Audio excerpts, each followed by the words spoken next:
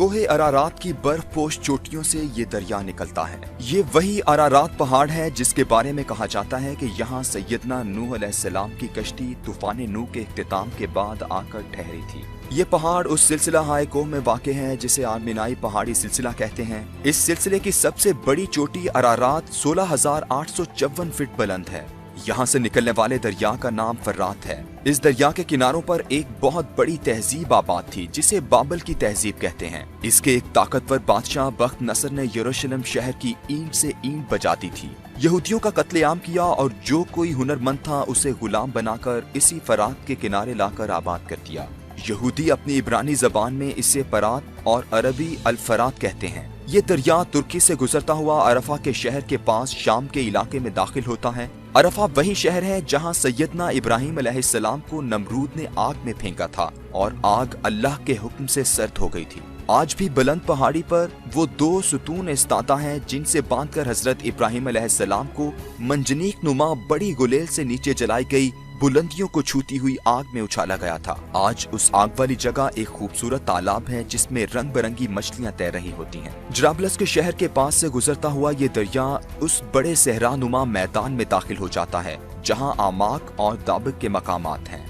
ये वही मकामात और सहरा है जहां रसूल अकरम सल्लल्लाहु अलैहि वसल्लम ने उस बड़ी जंग की पेशगोई की है जिसमें अहले रोम यानी यूरोप 80 झंडों तले इकट्ठे होकर लड़ने आएंगे और हर झंडे तले 12,000 सिपाही होंगे यानी 90,80,000 इन्फेंट्री। इतनी बड़ी तादाद बैक वक्त एक महाज पर किसी जंग में आज तक इस्तेमाल नहीं हुई। इराक में ये दरियाए अलंबार के इलाके से दाखिल होता है। इस इलाके के बारे में शिया अकीदा ये है कि यहाँ वो गार सरमन राय वाक़े है जहाँ इमाम हसन अस्करी के बेटे रूपोश हो गए थे यानी गैबत में चले गए थे यानी छुप गए थे। उन्हें उम्रे खिज्र अता की गई है और वो आखिरी जमाने में ज़हूर करेंगे।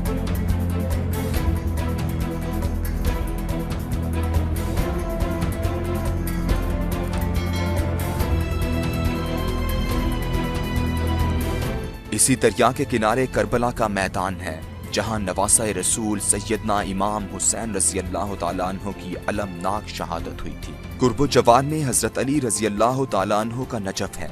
ये दरिया अपने हम रिकाब जरा फासले पर बहने वाले दरियाए दजला के साथ साथ बहता हुआ आपस में मिलकर शत्तुल अरब के मकाम पर खलीज फारिस में डूब जाता है। सैयदना इब्राहिम अलैहिस्सलाम से लेकर आज तक ये दरिया लातादाद अहम वाक़यात का शाहिद है। इन्हीं दोनों दरियाओं के दरमियान दुनिया की कदीम तरीन तहजीब मेसोपोटामिया आबाद थी जो 3000 साल कबल मसीह से भी पुरानी है। इसी दरिया के किनारे हजरत इब्राहिम अलैहिस्सलाम ने अपना सफर शुरू किया।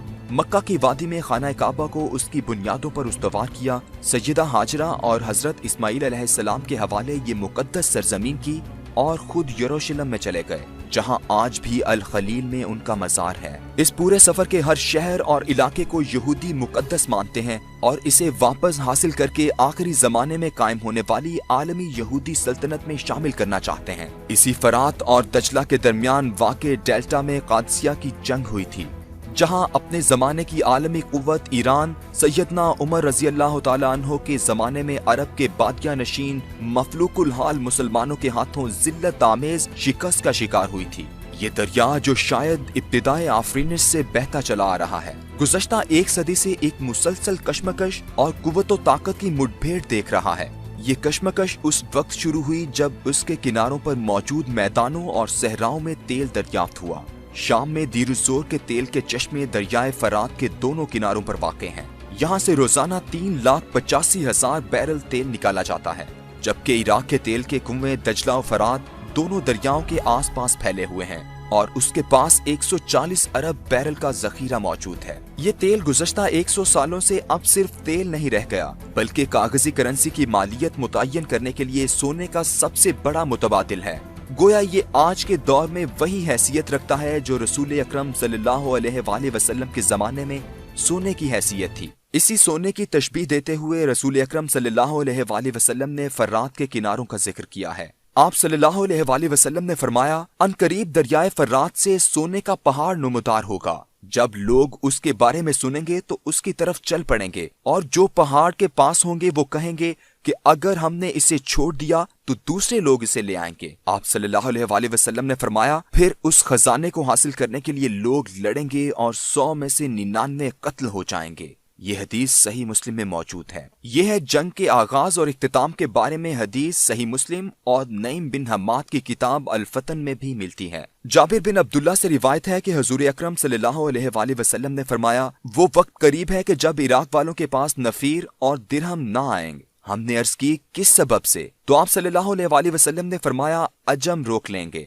پھر کچھ دیر خاموش رہنے کے بعد کہا کہ وہ وقت بھی قریب ہے جب اہل شام پر بھی پابندی لگا دی جائے۔ پوچھا گیا، یہ پابندی کس طرف سے ہوگی؟ آپ صلی اللہ علیہ وآلہ وسلم نے فرمایا، اہل روم والوں سے۔ پھر تھوڑی دیر خاموشی کے بعد ارشاد فرمایا کہ میری امت میں ایک خلیفہ ہوگا جو لوگوں کو مال لپ لپ بھر کر دے گا اور شمار نہیں کرے گا۔ اس کے بعد آپ صلی اللہ علیہ وآلہ وسلم نے قسم کھائی اور فرمایا، اس اللہ کی قسم جس کے قبضے میں میری جان ہے، اسلام یقیناً اپنی پہلی حالت کی طرف لوٹے گا جس طرح کہ اس کی ابتدا مدینے سے ہوئی تھی۔ یعنی فرات پر سونے کے پہاڑ کے لیے ہونے والی جنگ 100 میں سے 99 افراد کی جان لے گی، اور اس کے بعد امام مہدی یا خلیفہ مہدی مسلمانوں کی قیادت کریں گے۔ اس جنگ کا آغاز اس وقت سے ہو گیا تھا جب 1912 میں تیل دریافت ہوا تو خلافت عثمانیہ نے ترکش آئل کمپنی بنائی۔ اس کے ٹھیک 4 سال بعد 6 نومبر 1916 کو برطانیہ نے عراق سے جنگ کا آغاز کیا اور 1917 میں بغداد پر قبضہ کر لیا۔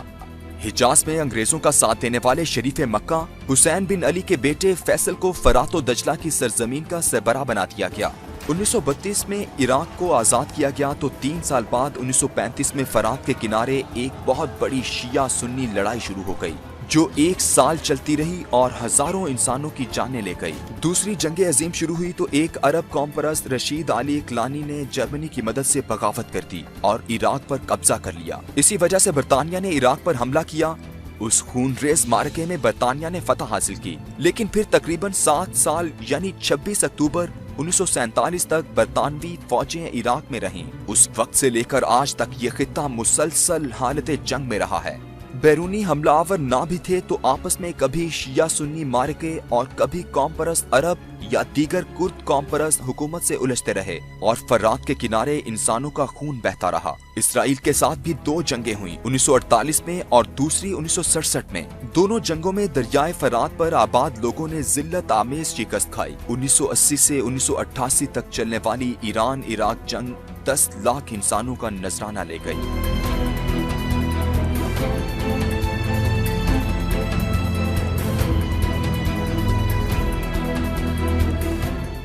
صدام حسین کا عراق پہلے سوویت یونین کی سیاست کا اکھاڑا تھا اور اس کے پڑوسی ایران پر خطے کا امریکی تھانے دار رضا شاہ پہلوی برسر اقتدار تھا، لیکن آیت اللہ خمینی کے ایران انقلاب نے پورے خطے میں وفاداریوں کی بساط الٹ کر رکھ دی۔ فرات کے کنارے آباد صدام حسین کے عراق نے ایران کو کمزور جانا اور اس پر جنگ مسلط کر دی۔ اس 8 سالہ جنگ میں 10 لاکھ لوگ لقمہ اجل بن گئے۔ جنگ ختم ہو گئی، صرف 3 سال امن کے گزرے تھے کہ امریکہ نے عراق پر حملہ کر دیا۔ اس سے پہلے صدام حسین کو اچکایا گیا کہ کویت پر قبضہ کرو، اور پھر فروری 1991 میں عراق کی اینٹ سے اینٹ بجا دی گئی۔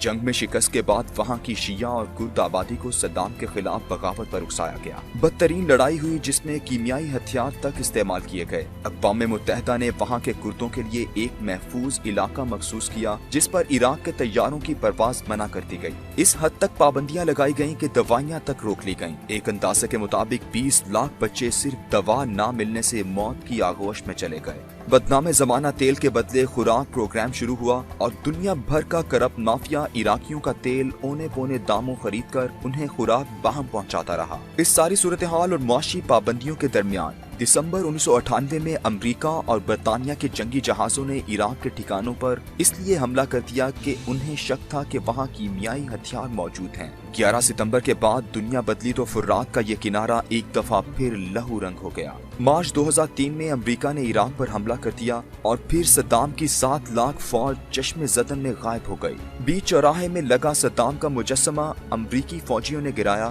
اور بغداد کے تخت پر حکومت کے لیے ایک گورننگ کونسل بنا دی۔ उस दिन से दिसंबर 2005 तक अमरीकी अफवाज अलकायदा और दहशतगर्दी के नाम पर बगदाद में कत्लेआम करती रही। कैसी कैसी कहानियां हैं जो इस दौर में मंजरेआम पर आईं। अबू गरीब जेल में इंसानों पर कुत्ते छोड़ने से लेकर जिनसी ज्यादती तक सब कुछ हुआ। फलूजा, मोसल और किरकुक के शहरों को बार बार मुहासरे में लेकर दहशतगर्दों की तलाश के नाम पर आम शहरी तशद्दुद और कत्लो गारत का निशाना बनाए गए। जून 2006 में अमरीकियों के हाथों अबू मुसब जरकावी की शहादत के बाद मामलात थोड़े ठंडे हुए, लेकिन फिर शदीद किस्म की शिया सुन्नी जंग का आगाज हो गया। समारा के इलाके में खुदकुश बमबार के हाथों लातादाद शिया जायरीन जाँ बहक हुए तो मामला मजीद गंभीर हो गया। अगस्त 2007 में कुर्द और शिया लीडरान वजीर आजम नूरुल मालिकी के हक में इकट्ठे हो गए, लेकिन ये किसी सुन्नी लीडर को साथ ना मिला सके। खलीज बढ़ती गई। यही वो दौर था जब इराक में ब्लैक वाटर की मौजूदगी का पता चला, जिसने अजराए तफन्नुन आम लोगों पर फायर खोलकर 17 लोगों को लुकमा अजल बना दिया था। नवंबर 2008 में अमरीकी अफवाज ने हुकूमत से मुआहदा किया कि अमरीकी फौज 2011 में इराक से निकल जाएगी। दिसंबर 2011 में अमरीकी अफवाज वहां से निकली तो सितंबर 2013 में सुन्नी इलाकों में बगावत शुरू हो गई। इस एक साल में 7157 शहरी धमाकों में हलाक हुए। फलूजा और रमादी के इलाके मैदाने जंग बन गए। अलम्बार सूबे और मोसल के इलाकों से अमाराते इस्लाम के नाम से दाइश का आगाज हुआ और उसी दरियाए फुर्रात के किनारे उन्होंने इराक और शाम के इलाकों में अपनी हुकूमत का ऐलान कर दिया।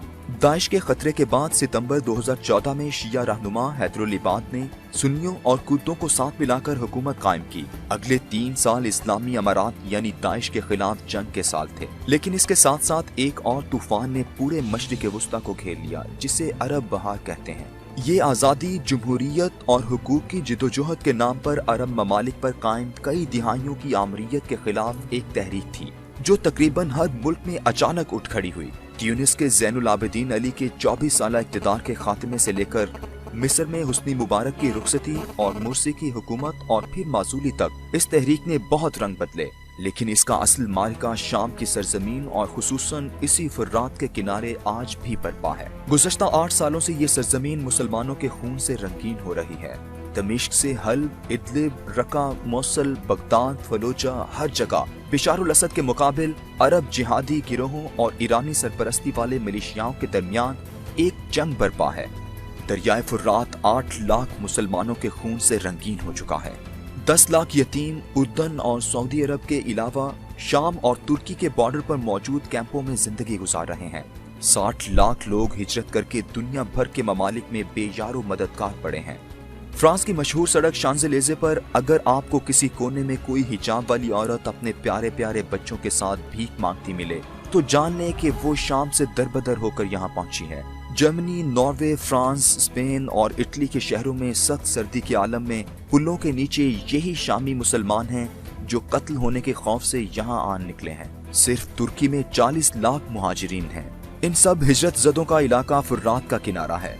तीर ज़ोर हो या हल्ब, फलूजा हो या मोसल, हर जगह सिर्फ और सिर्फ कत्लो गारत नजर आती है। लेबनान के बेरूत से लेकर ईरान के सरहदी इलाके अर्दबिल तक ये खित्ता आज एक बहुत बड़ी जंग की आग में झोंका जा चुका है, जिसका इशारा रसूल अकरम सल्लल्लाहु अलैहि वसल्लम ने फरमाया था। कासिम सुलेमानी की अमरीकियों के हाथों शहादत बहुत बड़ा वाकया है। मैंने शहीद इसलिए लिखा कि मैं हर उस फर्द को शहीद तस्वुर करता हूँ जो इस वक्त कुफ्र की सबसे बड़ी कुव्वत अमरीका के हाथों मारा जाए, खा वो उसामा बिन लादेन हो, मुसब जरकावी या कासिम सुलेमानी। ये वाकया इस पूरे खित्ते को उस जंग की तरफ ले जा चुका है जिसका इशारा रसूल अकरम सल्लल्लाहु अलैहि वसल्लम ने फरमाया था। हजरत काब रज़ी अल्लाह तआला अन्हु से रिवायत है कि आप सल्लल्लाहु अलैहि वसल्लम ने फरमाया, मशरिकी समुंदर दूर हो जाएगा और उसमें कोई कश्ती भी ना चल सकेगी, चुनाचे एक बस्ती वाले दूसरी बस्ती में ना जा पाएंगे। इब्ने माजा। ये इशारा आबनाए हर्म्स की तरफ है जो तकरीबन 21 मील चौड़ा है, लेकिन इसमें सिर्फ 2 मील चौड़ाई ऐसी है जहां से जहाज गुजर सकते हैं। अगर ईरान इन 2 मीलों को अपने मिसाइलों के निशाने पर रखता है तो क्या होगा? अरब से जाने वाला तेल रुक जाएगा। लेकिन अमेरिका ने ये चाल सोच समझ कर चली है। अमेरिका और यूरोप अब यहाँ से तेल नहीं खरीद रहे। अमेरिका तो एक कतरा भी यहाँ से नहीं लेता। यूरोप का तेल रूस और नॉर्वे से आता है। इस बंदरगाह को बंद करने से चीन और जापान का तेल रुक जाएगा। चीन और जापान एक दूसरा रास्ता भी इख्तियार कर सकते हैं जो यमन की बंदरगाह अदन के साथ बुहैरा अहमर में है और जापान ने अपनी फौज वहां उतार दी है। لیکن وہاں بھی حوثی باغیوں کی وجہ سے خطرناک صورتحال ہے۔ ایران اس کے جواب میں لبنان، شام، یمن، متحدہ عرب امارات، سعودی عرب اور عراق میں امریکی اہداف کو نشانہ بنا سکتا ہے۔ ایسا کرنے سے امریکہ کا کچھ نقصان نہ ہوگا، لیکن ان تمام ملکوں اور ایران کے درمیان ایک نہ ختم ہونے والی جنگ شروع ہو سکتی ہے۔ یہ جنگ مسلمانوں کے گروہوں کے درمیان ہوگی۔ یہی وجہ ہے کہ رسول اکرم صلی اللہ علیہ وآلہ وسلم نے خاص طور پر فرات کے کنارے سونے کے پہاڑ پر جنگ کے سلسلے میں امت کو خبردار کیا تھا، اور آپ صلی اللہ علیہ وآلہ وسلم نے فرمایا جلد ہی وہ وقت آئے گا جب دریائے فرات میں سونے کا پہاڑ نمودار ہوگا، بس جو شخص اس وقت موجود ہو اس خزانے میں سے کچھ نہ لے۔ صحیح مسلم۔ لیکن شاید ہم مسلمانوں میں سے دونوں گروہ باز نہ آئیں، اسی لیے آپ صلی اللہ علیہ وآلہ وسلم نے فرمایا سب سے پہلے فارس والے ہلاک ہوں گے اور پھر ان کے پیچھے عرب والے۔ اس آگ سے دور رہو، اس جنگ سے علیحدہ ہو جاؤ کہ یہ صرف مسلمانوں کا ہی آپس میں خون بہائے گی۔